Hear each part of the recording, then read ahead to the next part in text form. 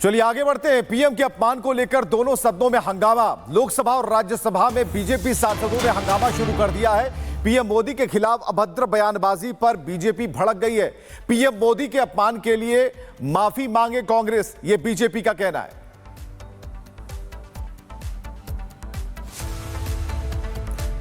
तो पीएम मोदी को जान की धमकी देना शर्मनाक है, बीजेपी ने यह बात कही। रैली में कांग्रेस नेताओं का बयान बेहद घटिया था।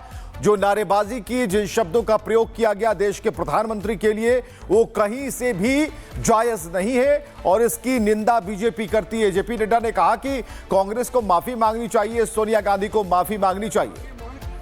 हम लोग एक दूसरे का विरोधी है, हम दुश्मन नहीं है। आप बात को सुनो, गंभीरता से सुनो बात को। हम लोग एक दूसरे के दुश्मन नहीं है, हम एक दूसरे के विरोधी हैं। 2014 हम लोग एक दूसरे का विरोधी है, हम दुश्मन नहीं है। आप बात को सुनो, गंभीरता से सुनो बात को। हम लोग एक दूसरे के दुश्मन नहीं है, हम एक दूसरे के विरोधी हैं। 2014 में बीजेपी का एक एमपी ने एक गलत शब्द प्रयोग किया था विरोधियों के ऊपर। प्रधानमंत्री मोदी जी ने तुरंत अपना एमपी को माफी मांगने के लिए कहा और उन्होंने माफी मांगी, क्योंकि हम इस सदन में लोगों के द्वारा चुने हुए प्रतिनिधि के हिसाब से काम करते हैं। कल कांग्रेस के रैली में प्रधानमंत्री मोदी जी का कब्र खोदने के लिए बात कहा गया है। ये इस देश के लिए बहुत दुखद समय है कि कांग्रेस पार्टी ऐसा शब्दों का इस्तेमाल करते हैं और सारे कांग्रेस पार्टी पूरे का पूरे नेतृत्व उस रैली में मौजूद थे और प्रधानमंत्री मोदी जी का कब्र खोदने के लिए इन्होंने नारा लगाया। इस देश के लिए इससे शर्मनाक, इससे ज्यादा दुर्भाग्यपूर्ण कोई चीज नहीं हो सकता है कि देश के प्रधानमंत्री 140 करोड़ के नेता, विश्व में सबसे प्रसिद्ध, सबसे मजबूत नेता आदरणीय प्रधानमंत्री मोदी जी का कब्र खोदने के लिए कांग्रेस के रैली में बात कहा गया है। मैं चाहता हूं। और राज्यसभा में इस बात को लेकर काफी हंगामा जारी रहा। जेपी नड्डा ने क्या कहा राज्यसभा में, ये भी सुनिए। कि कल जो कांग्रेस पार्टी की रैली हुई उसमें नारे लगे, मोदी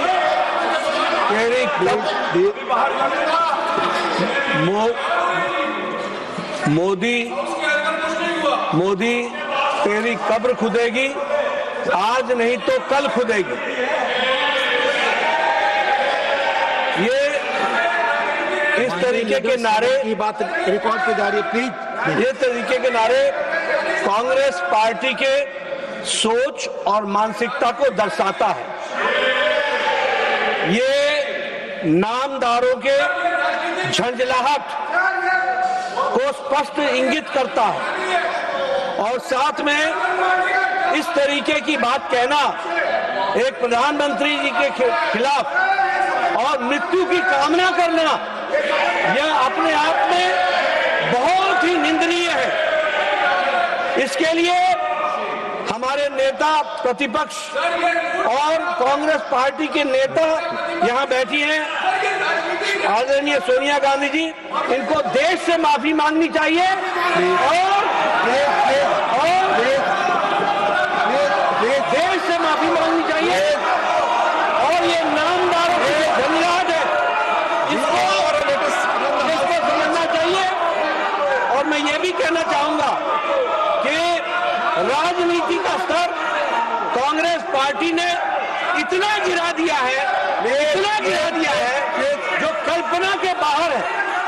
इसलिए इसकी मैं घोर निंदा भी करता हूं और मैं श्रीमती सोनिया गांधी जी से। और सुमित झा हमारे साथ मौजूद है। राज्यसभा हो या फिर लोकसभा, सुमित, हंगामा जारी है और माफी से कम कुछ भी नहीं चाहिए क्योंकि देश के प्रधानमंत्री के ऊपर टिप्पणी की गई है।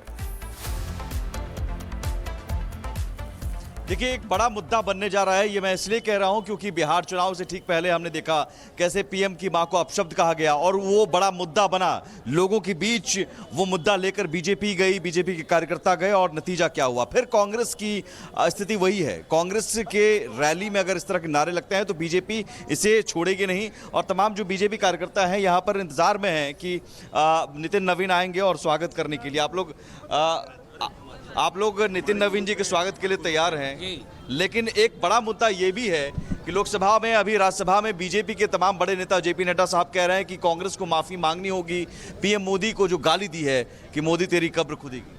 देखिए, कांग्रेस को माफ़ी मांगनी चाहिए और जो कब्र खोदे या कुछ करे उनकी कब्र खोद चुकी है जनता।